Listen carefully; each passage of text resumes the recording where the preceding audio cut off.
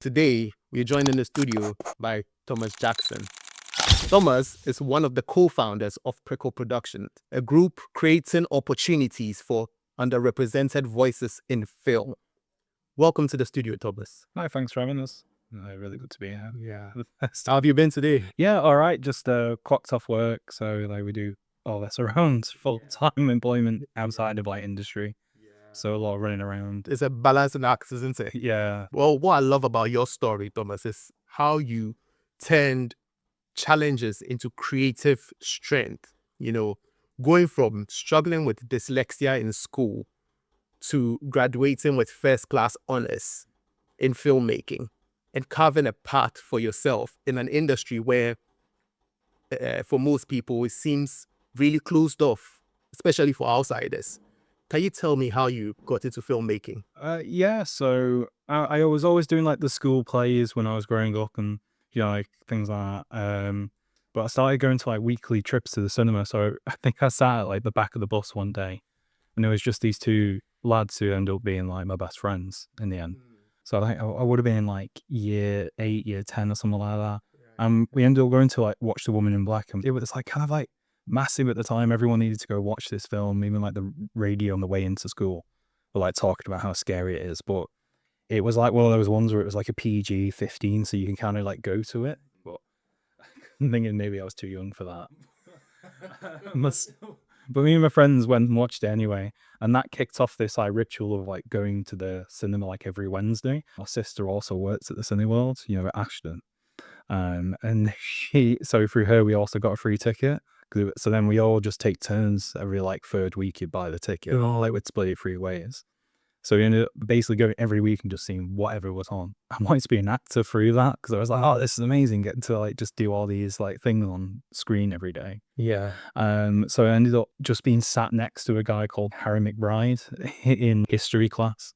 And I was saying to him yeah, I want to be an actor. And he was oh, why don't you go to this drama group? I'm going to start going there, call it Tameside Youth Drama Group. That's still going now. Okay. And I started doing loads of little plays at Hyde Little Theatre. And then eventually I got to college, and I was right, I'm going to do film, drama, media, graphic design. And my parents were maybe rack it back a bit. And so I ended up doing film, media, English literature, and graphic design. I ended up just hating English literature. To the point that I was convinced myself I hated reading. Right. And I've gone back and read the books and was yeah, no, these are not amazing books for me in terms of inspiration for getting into reading. Yeah. So I ended up just dropping that and just focusing on the film media. But doing all that behind the scenes sort of looking at how that operates, it just made me realize actually I think I'm more interested here. And I still had the idea of doing acting, but I ended up going to Future Works, where I do 3 years studying independent filmmaking there. And the whole idea of the course was to be able to do as much as you can with as little money as possible. So and it was also all about being actually hands-on with the camera. When let's talk about the film for a little bit, and then let's go into the studio and see if you can replicate that and put those ideas into practice. Okay. And I think that's a lot more beneficial for me, because if I didn't do that, I'd probably be sat in this little railroad of myself, or being oh no, I don't have the budget to do that. Yeah. Rather than sitting there and going, well, what do I have the budget for? Do you think a lot of filmmakers are held back by that mindset?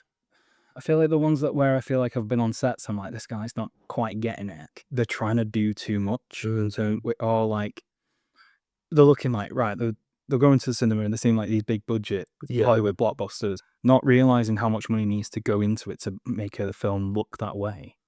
And they're not thinking about, well, what do I have available and what can I make look good? But the cheapest thing of anything is your paper and pen and sitting down and writing a good script. The ideas. Yeah, it's that's the free bit. It's or at least, pack of paper is what now? It's still cheap compared to CGI and things like that. So if people sort of missing that step of sitting down, really focusing on the script. It's where I see most people making a mistake. They sort of overlook maybe they think oh, it's a visual medium, and then they're forgetting stuff well, actually, what are we doing in terms of what are these visuals supposed to represent? And that's all in the script. It's if you build a house and you've not got a strong foundation, which is your script. Yeah. Everything else is just going to fall in on itself. Yeah. You've been very open about your dyslexia. Do you think it's something that has shaped your creative journey or your way of telling stories? I think it's weird because it kind of has, but I never really realized it was. Okay. So when I was diagnosed with dyslexia at a really, really young age, I was in primary school still. I was like one of the kids who got taken out of class to go colour. So I never really understood what it meant to have dyslexia. I was just like, all right, I can't read or write. There we go. But I didn't really understand that dyslexia affects all forms of communication. So it's reading body language, reading text, hearing people, understanding what words mean, understanding the impacts that words can have, trying to communicate with someone. It's like I've had people fall out with me. I'm like, well, I didn't mean it like that way. But I'm like, I'm allowed to. No, it's like, I feel like I'm talking like really appropriately, and everyone else is like, maybe you should shut up. You're just digging a hole, and I'm like, what? I feel like a lot of neurodivergent people say they notice patterns really easily. They make like big jumps, which can be great for art. They're like, oh yeah, I'll do that. Your brain makes connections with things that other people wouldn't notice straight away. And I feel like it's driven me to have like quite unique character voices. I had this issue where like a lot of people were like, well, people don't talk like that. And I'm like, yeah, but I talk like that. This is I'm trying to talk through my voice. Right. I'm trying to embrace it rather than trying to just be like everyone else. Because I'm like, Exactly. if I can be like everyone else, I probably won't be successful. At least if I'm trying to be me. That's the greatest success, right? Because this happens to everybody, I think, at some point in your life. And I think you took the right path to embrace who you are and tell stories from your perspective and in your lens like that. That's really, really cool. So I think like for ages, I kept moaning to like my friends being like, I hate that I always have to drive into Manchester to do anything art related. Yeah. Because it was like all the networking events were in Manchester. And then one day one of my friends being like, you can shut up now. Because there was networking events in Tameside finally like handed by the council, which Yeah, I was going to ask you about that. yeah. And they've been such like an amazing resource for me. Especially because like now finally like I felt like people gave a shit. Yeah. But I'll be honest, it was like I kind of thought like, oh, the only way I could be successful is if I get in with the Manchester scene, because that's the only place that they cared. I didn't really realize there was actual like care so close to home. Yes. So I ended up like seeing like them online, me and Hannah, who runs the events and things like that, getting loads of great advice from them in terms of like how to go for funding. Actually got accepted for funding through them. Yeah. So I got like the artist development bursary. Yeah, from So we got JM Arts. yeah. So we got so much money through them. Well, not I. It's not like it was a personal artist development bursary rather than like a company one. So that one, it's to support me going to like networking events. So I've been to like that pay for me to go to like Marble Academy's event. Yeah. And it weren't like a load of money, but like any like sort of thing helps now. Like it was enough to actually have a real impact. Yeah. So I split it in half. Half of it's gone towards festival applications, which aren't like, I'm still waiting on the responses. Like you can wait. Yeah, some of them take a while. I've applied for all, like the other thing going back to advice is just be patient and wait for the early bird sort of. Yeah. So like when you go in Film Freeway, it's like early birds, the late. So I'd say always apply for the early bird just for the fact that you probably actually even got more chance of being accepted just for being one of the first people in. Yeah. Because not every festival waits till the submission dates are closed. Yeah. But yeah, I'm glad you brought up the Tameside Creative Network part. How important do you think that spaces like that are for local creatives? I think the only reason I'm kind of as confident in trying to do what I do now is because of them. Yeah. I just thought I was kind of shouting into the abyss a bit in terms of what I was trying to do. And I was like, nobody gives a shit. But I might as well just keep cracking away until people do. Yeah. And then I met the people at the Tameside, like a creative group, and they gave a shit. But it was the first time like I felt like people actually really cared about it. They really wanted to support it. It's like I messaged Hannah being like, because we're trying to found now like register Prickle Productions as an actual company. It was like you message Hannah and we're like, oh, I need some advice on business, and she's like, here's all the resources you'll need and things like that. So rather than like me, because like obviously I could probably find them, but then I don't know if they're quite relevant. Whereas she's like, that's her job. That's like she knows what she's got her finger on the pulse. So she knows what you need to do. I can just send her an email. Yeah. and tomorrow she'll get back to me. She always like gets back by the next day. She's great, honestly.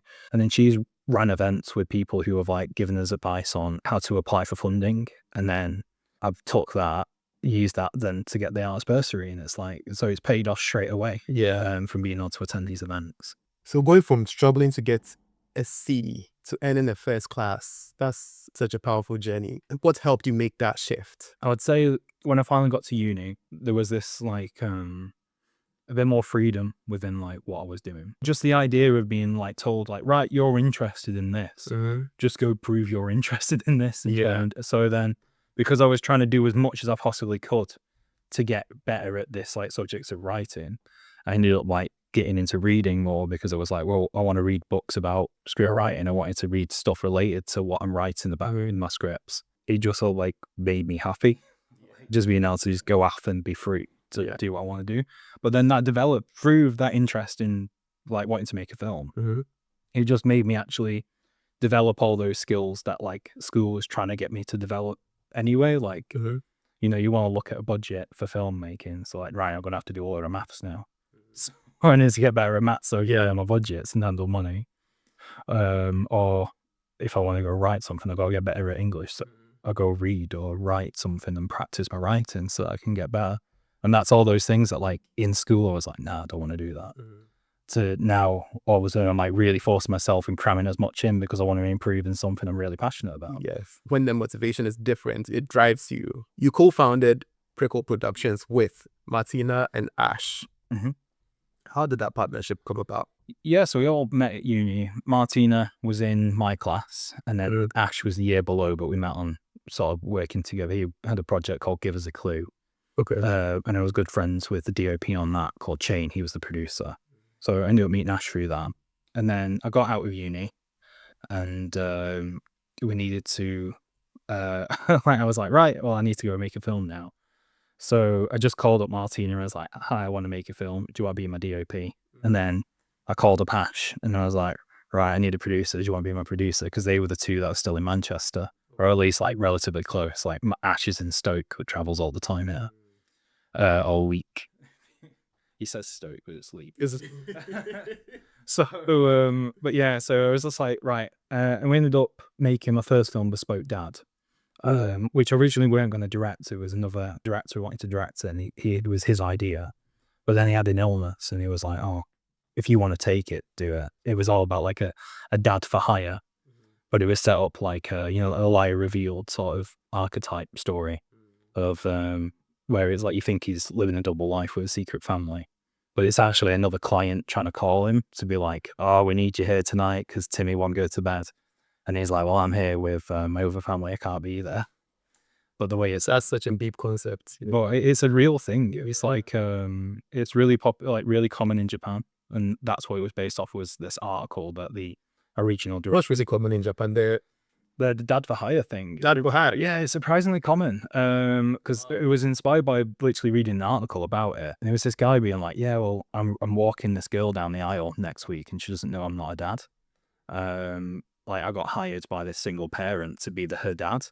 But the thing is though, it's like these society pressures for people in Japan, because it was like, say you came from like a single household, you could be like turned down for college and things like that. Really? Because they were like, oh, you must come from a broken home because they don't have a... so automatically you're not a viable candidate. Yeah, so what people were doing were like hiring people to pretend to be parents at like parent-teacher conferences and things like that. And that's mad. So just so that the child would have like the best life. So the original director, he was from like a Muslim background. So he was like, can it be a Muslim? I had to like go and learn a lot about like sort of like cultural sort of things. So represent screen. Luckily, like we then casted like people from that background, and then I just said to them, I was like, look, I don't know what it's like, how you'd speak to each other in terms of using, because we wanted to actually work in some proper language that when they would talk and I don't speak the language. So I just said to the actors, like, do you want to just kind of like customize it to how you would speak to your own kids? Like, yeah, brilliant. They all ran with that to make it more like actually culturally like accurate, which was really fun to like try and like just learn more about a different culture. And then, as I say, like the director had to step down from illness. He was like, I don't think I'll ever be able to direct this, because he had like liver failure, so he was waiting for a transplant. If you want to direct it, you feel free to. And he is active, and he came to the premiere of it, and he How is he now? I think he's well now. We don't talk much. That's good. That's good. But that's really eye opening for me. I need to look into that. Bespoke Dads. Yeah. I'll send you the link for it, but Yeah. we were that's Bespoke Dad's actually on YouTube now, because we're not sending it off to any more festivals. Probably should have like done more like countdown to Bespoke Dad. Yeah, I just threw it up there and be like, by the way, Bespoke Dad's up. Back to your question. Yeah. I'm imagining Martina. Yes, we've worked together like 20 times now on shoots. We know how we each other think. Yeah. So it's like got to the point where like now because we've done that many shoots together, Martina kind of sees me pulling my face thinking, and she just kind of tweaks something, and it's like, yeah, she's doing it without me even thinking. Because like Ash like knows how I am, like they'll just go, by the way, because I knew you forget I did this kind of thing. Well, yeah, that's really good to have a team that has that chemistry. Yeah. And that's like then brought us into doing like music videos so cheap, and like You focus on doing music videos which are, should I say, low budget music videos for upcoming artists. Is there any reason why you chose that particular? So when it comes to like the music videos and the showreel scenes, we see them as being more helpful for the like wider artist community. Yeah. Because there's a reason why loads of people do advertising once they've got their film degree, and that's because advertising is where the money is really. We're all doing full-time jobs. We don't really need to do the showreels and the music videos as an income. I'd love to, but I don't really think the sort of environment's there for it, especially not for us yet, I'd say. But what we can do is kind of like support those people who need those skills. So if you want to like do with like a set at like a festival, a lot of like festival organizers will ask for like recordings of a set that you've done. So we're able to perform like provide them with like a professionally filmed thing. Like a live performance. Yeah, it's like, or like even like an actual just music video. Yeah. At least like that's how you get like an online following as well. But for those festivals, they need to see them like perform on a set on a stage to see if they still do well at a festival.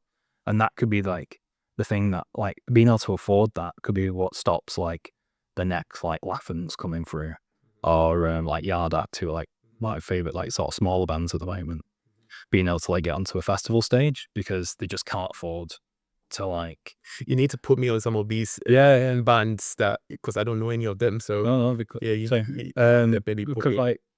they can't afford to. And it's the same with acting. It's like, how do you get a job? It's like, well, I need to like send off a self-tape or like send off some previous material. But if you've never acted before, how do you have like that previous material to at least like show what you can do? Yeah. So if we're offering cheaper alternatives rather than like, it's so hard to be an actor already. Yeah. So if you can't like go to it because like afford to pay for a showreel scene, like I know somebody like charges like £600. I'm like, what fucking actor can pay £600? Especially because, you know, we've got in more important things like rent and bills and fucking food, you know, kids to pay for. Yeah. So like for us, it's not so much about earning money, but it's supporting the community. Yeah. Like obviously you need something to keep you going to make it sustainable. Exactly. Yeah. And to be honest, the money, we don't really keep it. It goes towards our short films anyway. Yeah. So like we want to get to a point where all these like short showreel scenes we're doing, we just put the money aside, and it either goes towards sending films off to festivals, or it goes towards like funding our next film, like buying props and hopefully like paying for the actors' travel and things like that. Because our sort of like rule when we like putting a film together is we pay for everyone's travel, we pay for everyone's food, because the only thing you're going to give us is your time and not your money. And I'll be, to be fair, the worst shoots I'm ever on are the times when people aren't paying me like my travel. Really? Yeah, like people like will ask you for like, oh, will you do the shoot for me? Also, like, I know you need to travel an hour to me, but I have no money for travel. And it's like, well, I'll do it, and you know, because I'm passionate about filmmaking, and it seems like a cool idea. And then I'll get to set and I'll be like, right, where's your shot list? And it's like, oh, we don't need that. And I'm like, what? So I've traveled an hour, spent so much of my fuel money to be here, and you're not even gonna like put the effort in to Yeah. do the planning and Yeah. things like that. So, but then all the times where I've been paid in terms of like had my expenses covered are the times that I've come down and everything's in order. Everyone knows what they're doing. Yeah. There's a real plan in place, and it's like it's really weird that those people that are actually paying you as well are also the people that put the effort. You think the people that are asking being Professional, aren't they? it's like those people that are It says a lot. Like they're not paying you because they don't understand what they're doing in the first place, and they don't see why they should pay you. You know, so it's difficult. You describe your work as keeping the back door open for people not on the guest list. yeah. I love that phrase. What does it mean to you? So yeah, it's I feel like especially on our level, the people currently at the bottom like us, like we need to lift each other up because we know the people at the top aren't going to do it. So we need to be like, right, I've got this skill set, you've got your skill set. Let's fucking help each other out. Yeah. Rather than just seeing everyone as competition, I think you need to see each other as a community and being able to like lift each other up. So that's why I feel like it's really important just to be like looking at each other and going, right, you know, you're passionate, I'm passionate. Let's go do something together and like find our little sneaky back route in. So if you could build your dream projects, let's assume Yeah. you have all the funding to do the craziest project that you could. Your dream project, what would it be? I'd love to open like the first like proper film studio in Tameside. Nice. I ended up like looking online and being like, right, what is there actually a Tameside based studio? And there's like podcast studios and there's like photography studios, but there's no actual proper film studios. And like what we want to do is personally is literally have our own proper studio that people rent out. We can shoot our own films in there. You can build a set in there because definitely in these studios that I was looking at, it was just kind of like a room. Do you have any socials that you want to send out? So any projects that you want to? We're on Prickle Productions on everything. We've got TikTok, YouTube, and Instagram is our main sort of free spots. We've got some screenings coming up. We've got the IFC and end of year screening in Manchester on the 7th of December. I think it's the 7th. Well, no, and if you come to there, you can vote for us in the best music video. Great. Congratulations, thank you. And then we've got a screening of our like thriller Snare on the 30th at Grub in Manchester. Okay. When is Snare out officially? So we're still doing like festival run with it, so we can't put it on YouTube just yet. So once we've kind of like had all our submissions through, we'll probably put it on YouTube, but we'll announce it on the social media and hookers like that. For now, we've got the music video is still available on YouTube if you go watch it. And we've also got our first short film, Bespoke Dad. That's on YouTube right now. Yeah. I need to check that out. So yeah, thank you so much for coming and hope to see you again. Yeah, thank you.